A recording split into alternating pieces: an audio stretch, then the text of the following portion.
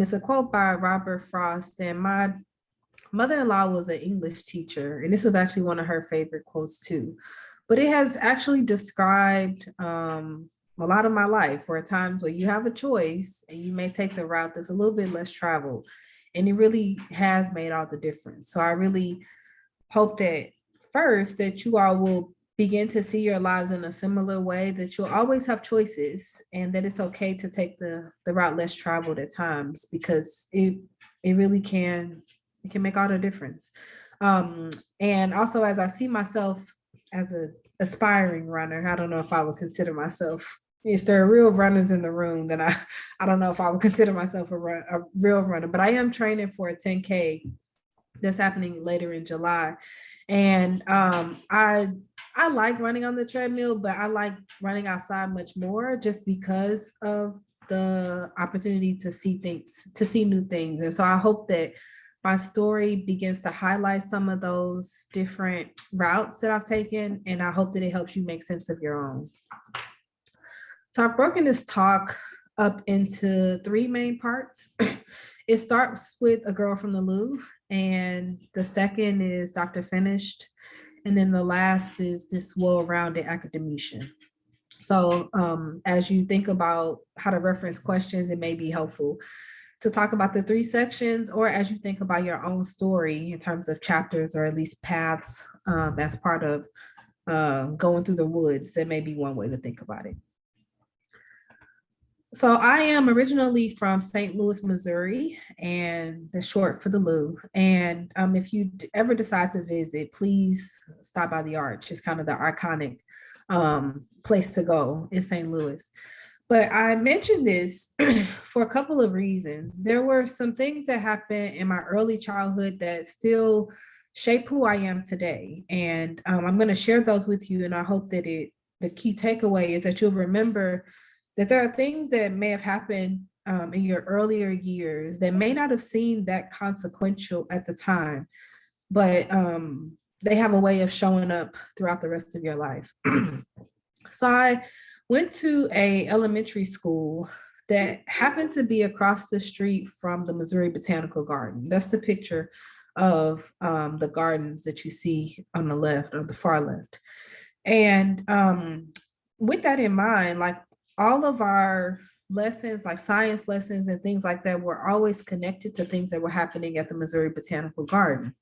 And so I really fostered this love for informal science education or informal learning experiences. I really began to see that there really doesn't need to be a separation between what I do in the classroom versus what I do outside, and that I can learn and that I can enjoy learning in any context. So that's where my love for education and informal learning experiences first started. And so after that, I went on to my middle school, which is the bottom middle picture. And if you ever go to St. Louis and you go to the St. Louis Science Center, you'll see that it is literally directly next door to a middle school. And that's the middle school that I went to. And so in that case, like, my middle school was always connected to whatever exhibits were happening or showing at the Science Center. And so by going to magnet schools that emphasize math and science throughout K-12, I began to, again, see this interplay between life in school and life outside of school, and realizing that there's much, that the world is much more connected than we may realize, and that there are ways to learn in any context.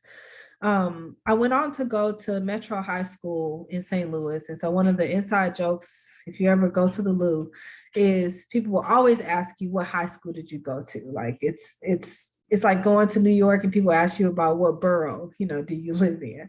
And so I went to Metro, and one of the hallmarks of Metro is that they require students to have 240 hours of community service before they graduate. Now, you get to choose what you do, but you need to complete your community service hours. And so part of the reason why it's designed that way is that it really does instill in us this idea that no matter where you are in life, you always have something to give to somebody. Even if you are a lowly high school student, you always have something to give. And so I decided to spend my time. I went back to the Missouri Botanical Garden, and then I went to the American Red Cross. So I went to the Botanical Garden because I wanted to teach third graders about the environment. And I talked to them about the water cycle and recycling and all kinds of stuff that we may take for granted or it may seem simple to us. But I didn't realize at the time that I had something that I could teach students, even as a high school student. And so I spent part of my 240 hours at Missouri Botanical Garden. I did that for 2 years.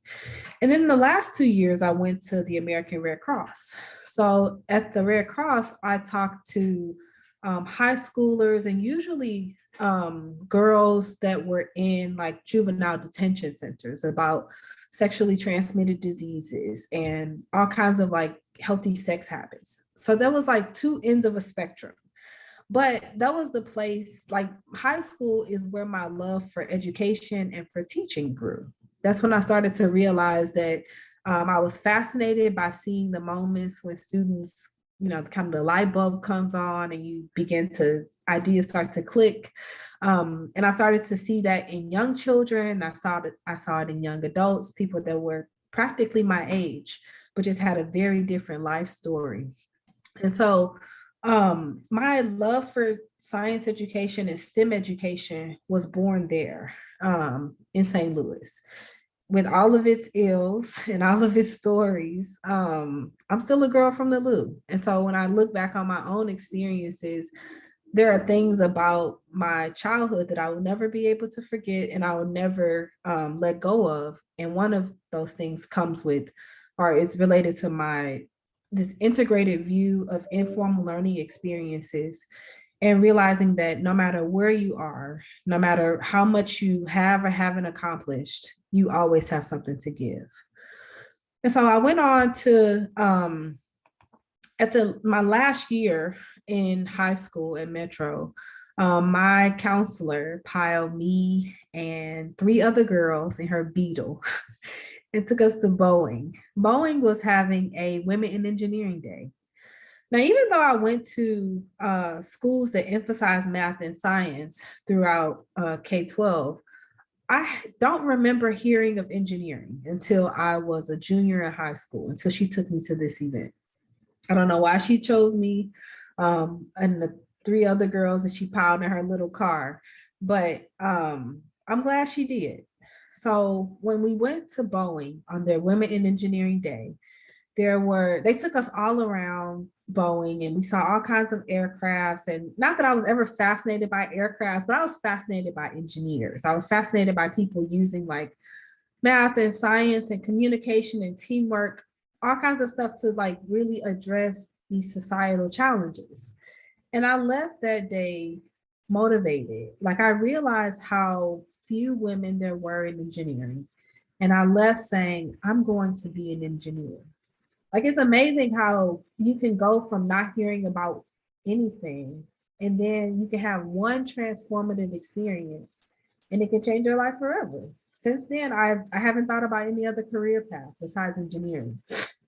And so I mentioned this to say that it's okay to take advantage of things that may feel like one-off experiences, because sometimes that's all it takes is exposure to one cool thing for a light bulb to go off and you to begin to see yourself as something. So for me, it was seeing myself as an engineer. One of the things that they did on that day was they had, during the lunchtime, they had a panel of women. And it was probably 20 or 25 women that sat, on the front of a stage, and they talked about different kinds of engineering. There were chemical engineers, there were mechanical engineers, industrial engineers, and aerospace engineers. That was my first time hearing about engineering. And then it was a cool way to learn about it because I was exposed to so many different fields at one time. And so I left feeling like I'm really torn between industrial engineering and chemical engineering. And so my next quest was to find a university that offered both programs and a way to clarify my interests, like to figure out which one was I really fascinated by. And so that leads me into the path to the PhD. So I went to Purdue for undergrad. But before that, I had a summer internship at Anheuser-Busch. Anheuser-Busch at the time was the number one beer making company in the world. And it was headquartered in St. Louis. So it was nice to be able to have an internship before going to college. I didn't realize how cool that was until later. But there was an organization called Inroads, and I was a part of Inroads for 3 years. I worked at Anheuser-Busch for 3 consecutive summers. But for the first summer before I went to college, since I used it as an experience to help me clarify whether I was really interested in industrial engineering or chemical engineering. So since I was leaning toward industrial engineering, I used the internship to see if it could sway me toward chemical engineering. So I did a chemical engineering internship at Anheuser-Busch. And it was a fascinating experience. I worked at the Research Pilot Brewery, which is the place where that's where they're testing out new beverages. So they mix all kinds of different ingredients, different hops and yeast and wheat and all kinds of other stuff. So if there's any idea that they're experimenting with, it happened at the pilot brewery. So that was a cool way to see, like, how does a big company like Anheuser-Busch even start with an idea? And so I started to see this context in which you can tinker. But I left realizing that I really wanted to talk to people more. I didn't want to spend most of my days in a lab, or at least that's what it seemed like for chemical engineering at Anheuser-Busch. So I left more settled in the decision to go into industrial engineering because I had done this chemical engineering internship. And so the reason I say that is because sometimes we may feel like an experience was a waste if you decide that you don't end up going down a particular path. But to me, having clarity about what you don't do or don't want to do is just as insightful about what you do. And so I learned more about chemical engineering than I would have if I had simply taken an overview class. I got to meet all kinds of chemical engineers, and even one of my best friends turns out to be a chemical engineer. And so I am thankful for that experience, but I went back another year and I did 2 industrial engineering internships related to quality control and related to logistics or supply chain. I'm thankful for those experiences. But the other thing that really shaped my thinking in undergrad was my experience in EPICS. EPICS stands for Engineering Projects and Community Service. So my love for the community, again, was born, or I don't know, forced to be born when I was in high school, where we were required to do the 240 hours of community service. But as a freshman at Purdue, I was a part of EPICS, in which I was able to see how you can use engineering for community service. And so now I was starting to look for ways to be able to use my engineering knowledge to solve some societal problem or to meet some community need. So I didn't know it at the time, but again, this thing that seems so natural, it may not have seemed natural at the time, but these experiences in terms of serving the community, which were very formative for me in K-12 in high school, have continued to be a thread throughout my life. And it definitely showed up as a student at Purdue. So once I was at Purdue, I also found myself, whenever I could, I would sneak away to try to do some sort of like mentoring experience or tutoring somebody or something education related. And so I kind of had this passion for education, but I knew I really liked engineering. I felt really conflicted. And I didn't really know how to reconcile the two until I talked to one of my advisors. And he said to me, there's this new program that's coming and you're too young for it now, but it's called engineering education. And I couldn't believe it. I couldn't believe that there were people who had already married these two things that I thought were really disconnected. But it was a way, like, he gave me some hope. He told me that it was only offered at the PhD level. But if it's something that you're interested in, then you should definitely consider it. And so my point is sharing that story is that, one, I there are times when we may think that there are things we're passionate about that cannot be merged, but they can. It may take some creativity and it may take some work to figure out how they may link, but there are ways to merge your interests. I will never forget the friend of mine. I call her my editor in chief because when I was doing my PhD, she was doing hers too, but she was doing hers in English. And so she and I would meet every 2 weeks or 3 weeks or so, and she would give me feedback on my writing. But what I was fascinated about in her in her work was that she loved music. And so she did her dissertation on the lyrics of certain music that was produced during a particular time. And she was looking for political themes in particular in the music. But it was just a fascinating way in which she couldn't let go of her passion for music and her love for words, specifically English. And so that was one of the ways in which she merged them. So I offer those two examples to say that you don't have to forfeit dimensions of your identity, that it's okay to find ways to blend the things that you care about. And so for me, it was both engineering and education. For my friend, it was music and words. And for you, it may be some other pairing or some triplet. But I just want to offer some inspiration because sometimes it may feel like things are unrelated and it may take time, to figure out how they may be merged. But I just want to let you know that it is possible.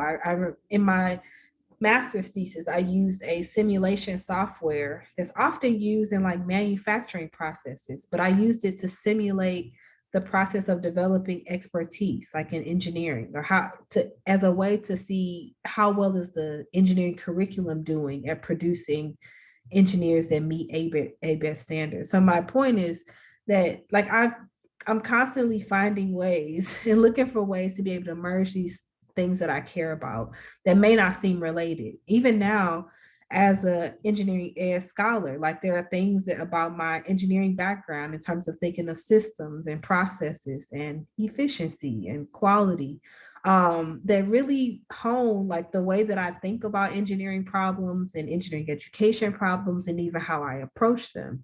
So I just want to give you permission, not that you need it from me, to bring your full self into various things that you want to do. So I ended up going to, I had this idea in the back of my head that somehow I will find a way to get back to engineering education. But I really wanted to spend some time in industry before doing that. So I went on to work for GE Healthcare after I graduated from Purdue with my bachelor's in engineering, industrial engineering. Worked at GE for a little bit, and then I moved out of town. I moved to Texas after I got married. And I used that as an opportunity to see, do I really like education? Like I knew I liked engineering, but I wanted to test the waters about education before I did a full-on PhD in engineering education. So I worked at a charter school teaching, it was high schoolers at the time. And I realized I liked education, but I didn't like high schoolers. So I was like, I'm in the right arena, but I need a different age group. And so, but that was enough. That was enough information for me to apply for the engineering ed program. So I applied for a PhD in engineering education at Purdue. And I also applied for the master's in industrial engineering. So I did both degrees in tandem. I don't know if I recommend that, but I did both of them at the same time. And so I wanted to fortify my engineering expertise in a traditional discipline, which was industrial engineering. But I also wanted to learn about how do you teach and learn engineering? And that was what engineering education gave to me. And so I finished my PhD in engineering ed. And one of the more formative experiences that I had in grad school was that I was an intern at the National Science Foundation. So the National Science Foundation funds about a quarter, if not 30%, of all research, at least STEM research in the US. They have a $6 or $7 billion budget each year to fund research. And in the summers of grad school, I went to DC and I would work at the National Science Foundation. At the end of my first internship at the National Science Foundation, my mentor at the time, he's still my mentor to this day, but he said to me, can I give you some unsolicited advice? And I said, well, you always do. So might as well. And so he said to me, you should think about being a faculty member. And I said, we've talked all summer. I've told you several times, I have no interest in being a faculty member. And he's the one who helped me schedule like informational interviews with people that were outside of the academy to see how they were using their STEM PhDs in a non-academic context. He said, yeah, I hear you, but I've watched you. I've watched you do a whole research project in 10 weeks.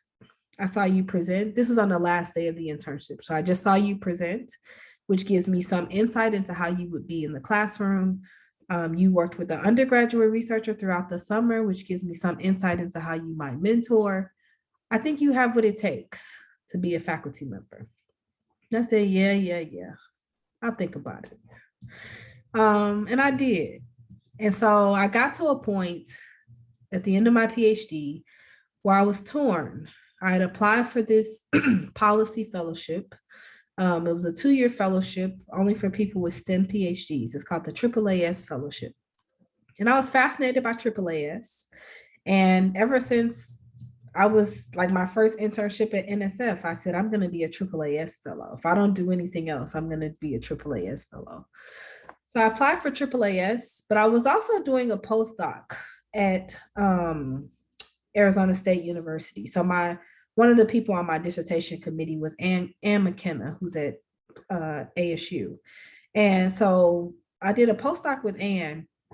And during this time, Ann says, we have an opening at ASU. You should apply.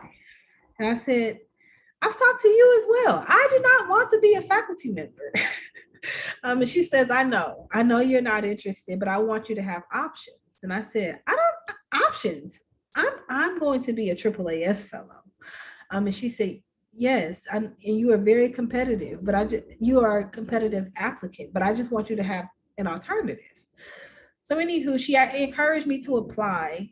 ASU was starting an engineering education program. So it also seemed like a once in a lifetime type opportunity. So I applied for the faculty position at ASU in their engineering education department. And I know sometimes it feels like the academy moves as slow as molasses, and then there are times when it feels like it's moving at the pace of a whirlwind. And so this was one of those times where it was like a whirlwind, where I heard back within a week and I was interviewing in 2 weeks, and it felt like time was swimming. And so I ended up getting an offer from ASU to join their faculty in the engineering ed program. And then I was torn because I had applied for the AAAS fellowship and I was waiting to hear back from them. And now I had this job offer from ASU, the thing that I said I wouldn't do, which was to be a faculty member. And the thing that I wanted to do, they still had another week or so before they would get back to me. So ASU, at first they said, you have 2 weeks to let us know.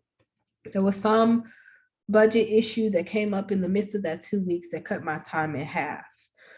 And so Ann said, I'm sorry, but I need to know within 10 days rather than 2 weeks. And I didn't know when I would hear back from AAAS. And because it's so highly prestigious, I didn't want to bug them to say, like, will you be telling me an answer soon? And so then I was torn. I ended up calling this same mentor, the one who called me and said, or the one who told me that I should even think about being a faculty member. And he says, okay, tell me again, what is it that you wanted from a AAAS fellowship? And I said, well, I really want to link science and policy, and I want to develop a framework for how, describing what it means for engineering ed research to have an impact. And I described all this stuff, but he was like, so what if I was to fund a grant for you to do just that? And then I was like, then I wouldn't have a choice. Then I would just be a faculty member. And so it was like this thing that I didn't think was possible became even like it was possible to do both. Now these things that I was aspiring to. So I ended up accepting the offer from ASU. And then 2 days later, I get an email from AAAS saying, congratulations, you've been accepted into the AAAS program. So I ended up declining AAAS, but they let me know that having gone through all of the stages of the process, that I could reapply at any time and I would be fast forwarded. But it was nice to know that this thing that I had aspired to for years, that at least I was eligible, or at least I would be successful. But I also realized that being able to shape a new engineering education program at ASU was also a once in a lifetime type opportunity. So I'm glad I did. And now that I've been a faculty member for a few years, it's kind of hard to imagine what the other role would have been like, because I've enjoyed it and made the most of it. So now I come to the last part of this talk. And that's why I talk about this being a well-rounded academician. So at the top is kind of a quote that I use to describe my teaching philosophy and describe some of the people that I believe are some of the best teachers that I've ever had. And though they are those who show you where to look, but they don't tell you what to see. In that they may point you in a particular direction or help you, but they still leave you a lot of choice and autonomy to make the world your own. And so as part of my role as a faculty member, I've tried to live out some of the best examples of mentoring that I've experienced, and things that I do even in my scholarship are connected to things that, you know, I've learned from industrial engineering and other contexts. But I also realized that I'm not just a faculty member. I'm also a mom, and also a wife, and also just an individual who has her own interests. I have this passion for somehow giving back to the Lou, or giving back to others that remind me of my experiences in the Lou. But now I've realized that there is much more to life than being an academic, that my career is only one part of who I am. And so I have tried to, again, use my earlier experiences to shape how I've gotten to where I am today. So I share these 3 chapters as a way to think about my story up until this point, realizing that I've had a variety of choices. And sometimes I take the one less traveled. There are people who say, why would you do industrial engineering? Some people call it imaginary engineering. That's what they say what the I stands for. Or why would you do engineering education? Or whatever. There's all kinds of things about, I mean, people will always have comments about what you should and shouldn't do with your life. But just realize that those are the moments where there's 2 roads. They're diverging in the woods. And sometimes it's okay to take the one that's less traveled. And I promise you, it'll make all the difference. So with that, I want to open it up for questions. So since it's a small group, if you would like to unmic yourself and ask your question, that'll be great. Feel free to turn on your camera so she can see your beautiful faces as well.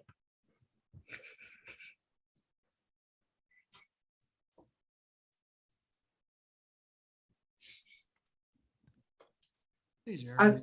I see a question in the chat box. Jermi, did your parents support you in your decision to study engineering education? Yes. So my parents didn't know a whole lot about engineering education specifically. Like, they were just supportive that I was going to college and that I was going to Purdue. Like, that's all that was about the extent of what they knew about what I was actually doing. I think they had ideas. You know, there's all kinds of stuff on if you Google what it means to be an engineer, there's like what my parents think I do versus what I do versus what I actually do. And my parents were just excited that I was going away to college and that I was doing something cool. So they've always been very supportive. But so my dad is a real estate agent, but didn't really like it's I don't think he has a 4-year degree. We've never discussed this, but I don't think so. All I know is he does real estate. My mom is a nurse. So for me to have gone on past any undergrad degree, let alone a PhD, like that was way beyond their areas of expertise. So they would just encourage, but they couldn't really support, like in terms of tactical support, or at least giving me advice on how to navigate grad school, how do you navigate the academy, or any of those kinds of things. Good question. I see some folks turn on their cameras, so that means they have some questions. Yeah. Feel free to unmic yourself and ask your question. Stephen, what you got? I was curious, do you think you'll stay in engineering ed as a faculty member? I do. I plan to stick around. There is a, I am a millennial though, so I will not bow to what I would do for the rest of my life. That's kind of hard to look.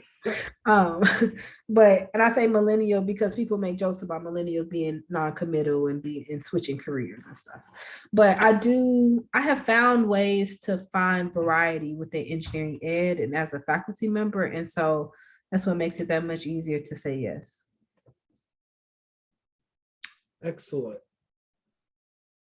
Taylor, do you have a question for us? Not particularly. I wanted to say, hey, Jermi.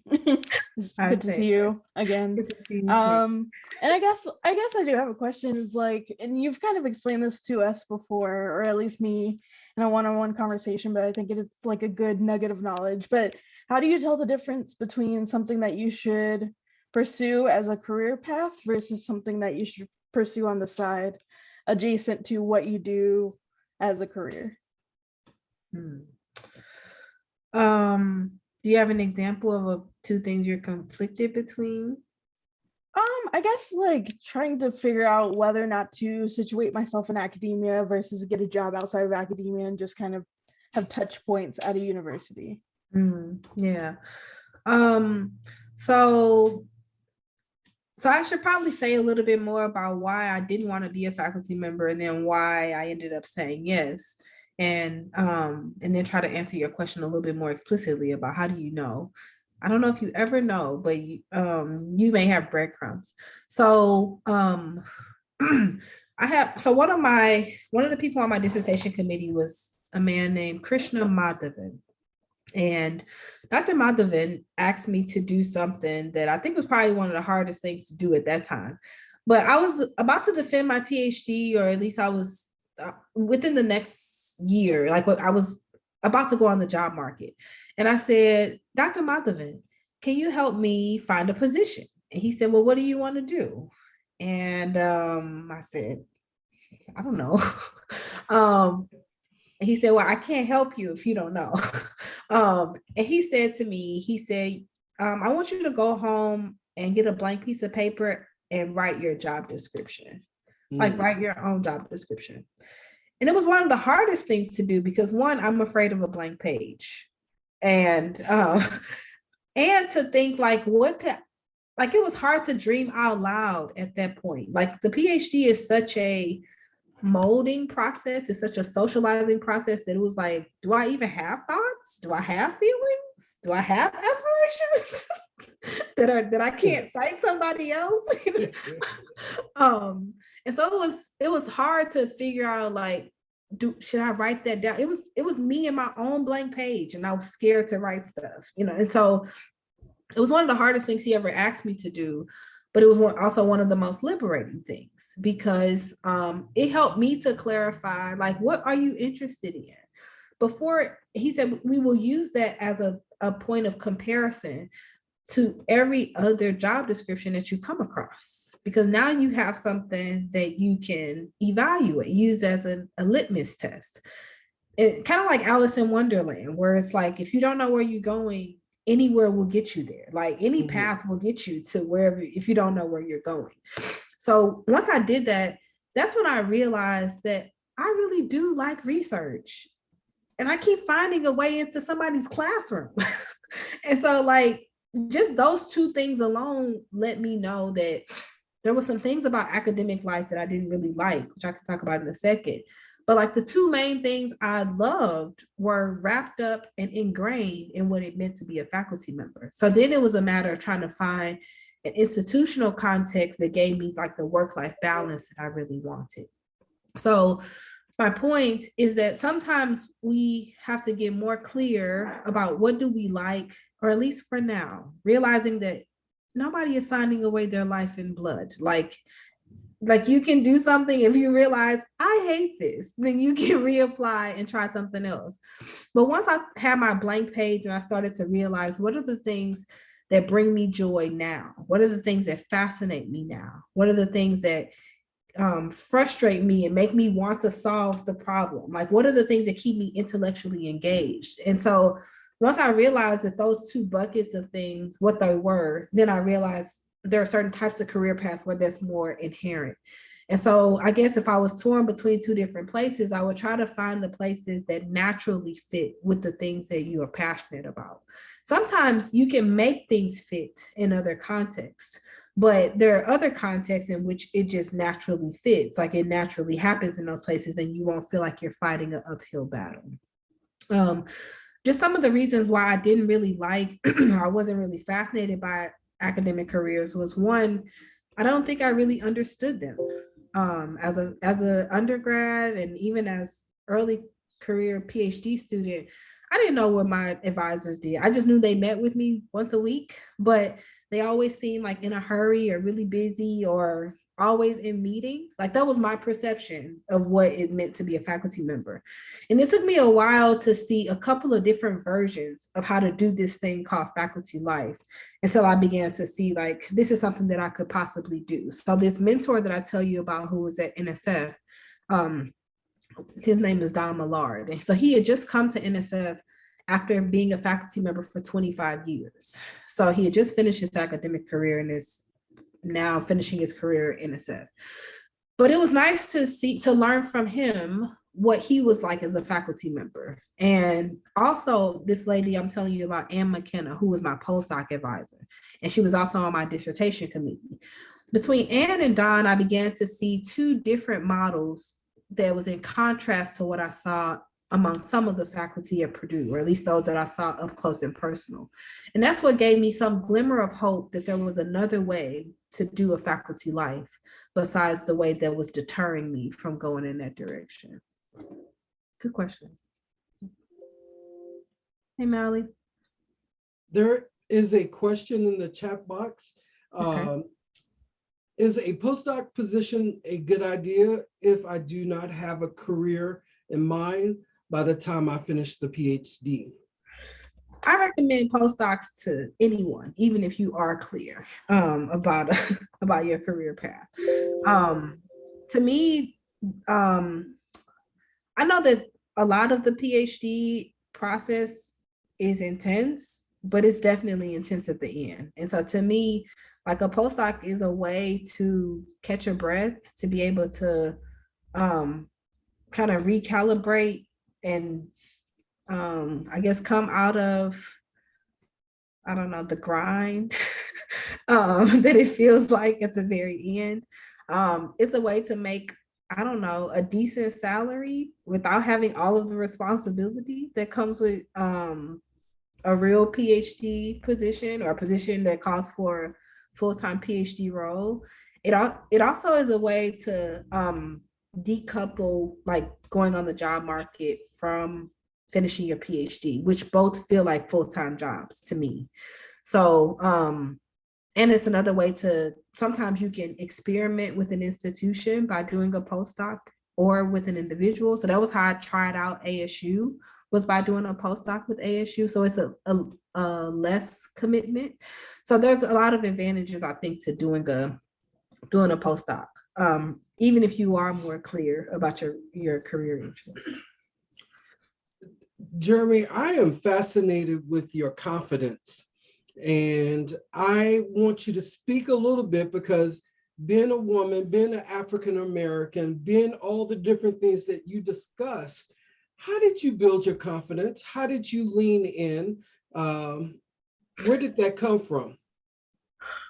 Um, so of course I'm not outside of myself, so I can't always see the confidence that others see. But I think that so thank you. That's affirming. Um, so so my confidence comes from a few places.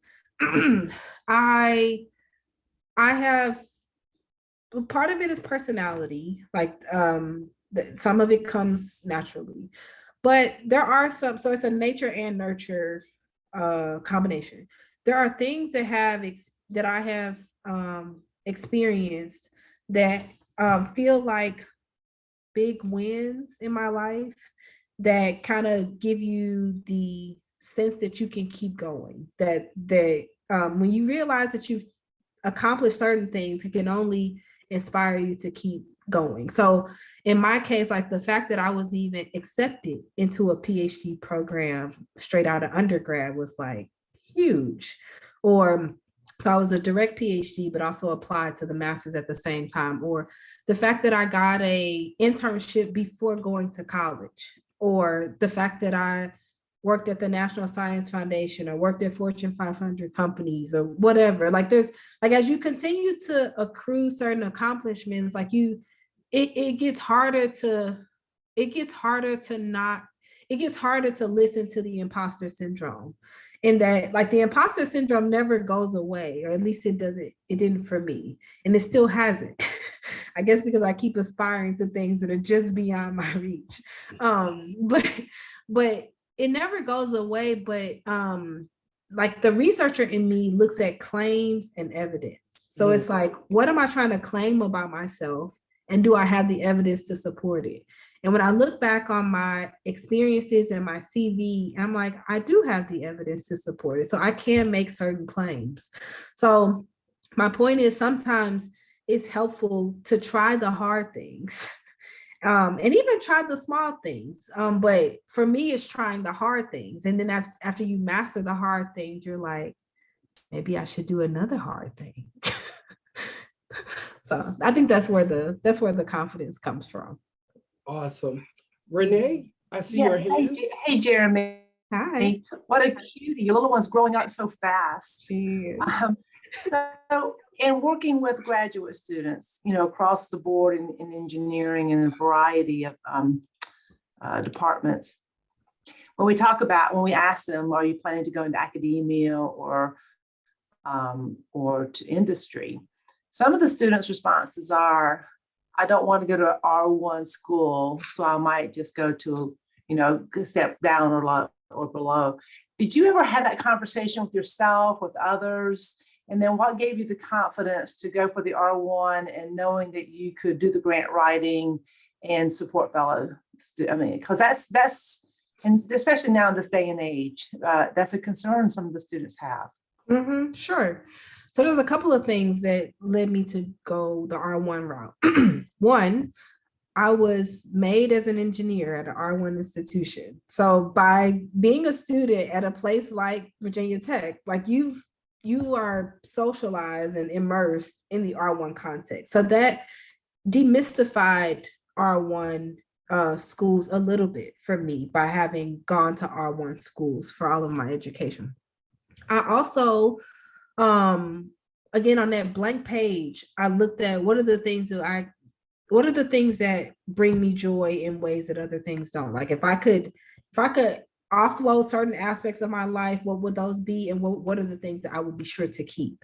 And for me, it was like scholarship and being able to advance knowledge. So my dissertation was about the impact of research. So I'm fascinated by the extent to which research can be transformative in some local context or societal or otherwise, somewhere in between. And so like for me, like doing scholarship is on my blank page. And so sometimes it's helpful to figure out like, what would you write on a blank page if you are doing a job description?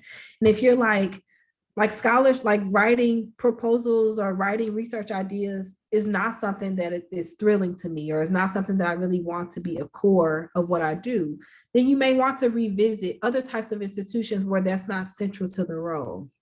And so, I keep going back to like, what would you write if you wrote your own job description? And then trying to see what kinds of academic context align with that. So if you say, I really value my one-on-one interactions with students, like if I could make that a large portion of my time, then I can do the academy. Or if you want to say, I really care about a particular demographic. I don't care what that looks like, but those are the types of institutions that I want to be at. So like thinking about what would you write on your own job description would be helpful as you decide between what kinds of institutions.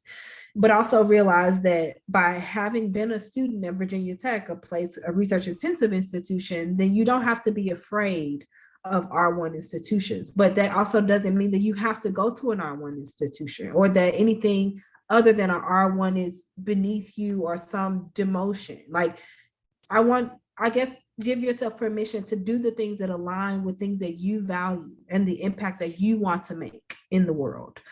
Because you don't do anyone any favors by doing something that you hate or things it's always an uphill battle. Now, with every position, there will be things that you don't like. So I can't tell you that I love writing proposals.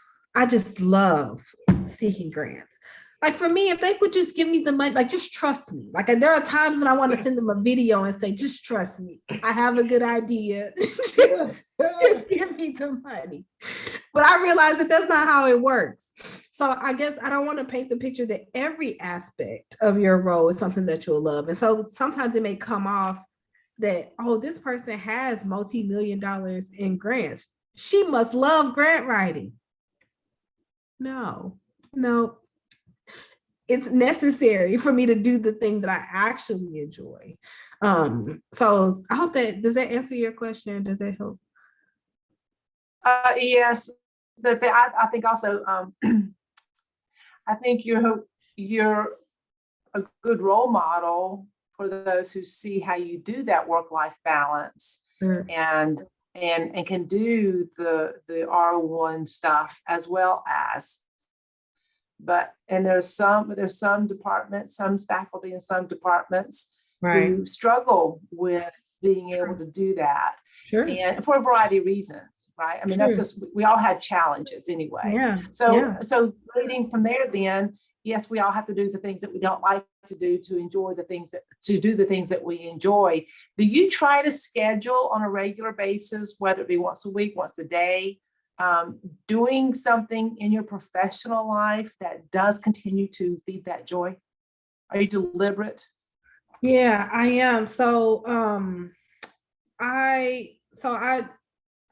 some books I've read, and there are some books that I've read through my husband's experience because he told me about them. So there's a book called Deep Work that I plan to read, but I've heard about it. So I'm going to tell you about how I try to schedule my deep work time. Deep work is so we all have from what I understand, it's a way to be able to categorize the aspects of your work life in shallow work, like maybe day-to-day meetings or like administrative tasks or things like that, versus deep work or things that require like the most kind of intellectual contribution and times when it's just focused attention. So the things that bring me the most joy are things that involve deep work. And so what I try to do is try to make sure that for me, I haven't gotten to a place where it's a daily thing, but I try to make sure that there's at least a couple of times in my work week where there's dedicated time for deep work. So that's for me personally, is that I do try to schedule it. So I try not to, so one of the ways in which I do that is I usually have 2 meeting intensive days, but on the other days, like the days that are not meeting intensive, that I try to make sure that I carve out my hour or 90 minutes on each of those days for deep work. That's an example. We have time for one more question. I see a comment. I love the concept of capturing, embracing, and gathering the knowledge gained along your journey to help guide you through the twists, turns, and epiphanies of your ever-evolving navigational process. Sure. Love it. I love it. For me, I lean into it. Like that to me is the spice of life, where it's like I don't know if I get bored after a certain point, but I look for ways to stay engaged, ways to stay excited about like doing my work. Awesome. Well, Jeremy, I'm not going to hold you long, but I want to say thank you so much. I learned a lot. I wrote down some homework assignments. I don't know if you heard it or not. She said to write your job description, write it what you want to do and how it will help you in the long run. One other thing that I took away from this was just trust me, give me the grant. And I'm just excited about this, Jeremy, and I appreciate the authentic self that you brought to the table. I look forward to working with you and collaborating even more. Your presence is so needed within Virginia Tech, and we appreciate all that you bring to the table every day. I appreciate the invitation. This was a joy. Again, I told you all, either it was by force or by choice, but serving was ingrained back in my graduation requirements. So I'm thankful for opportunities to be able to give back. Sometimes you don't realize that you always have something to give. That's right. That's what I learned back in high school. It doesn't matter where you are, you always have something to give. So I appreciate the invitation and the opportunity to be able to reflect on my roads, even the ones that are less traveled. I hope that you all will give yourself permission to do the same. Nobody asked me about work-life balance, but I hope that you all will realize that you are whole people, and that you don't need to sacrifice parts of who you are for your work or for your job. My love for running was born as a grad student. It was a stress reliever. And so that was my way of having some time to myself every day. But I just hope that you all will find productive ways to make sure that you are taking care of yourself and making sure that all of the boxes that make you who you are checked. With that stated, go out and do your best. And if you need anything from us, please reach out to us. We're here to support you as well. Thank you all and have a great day. Thanks, Jeremy. Thanks, Trey. You're welcome.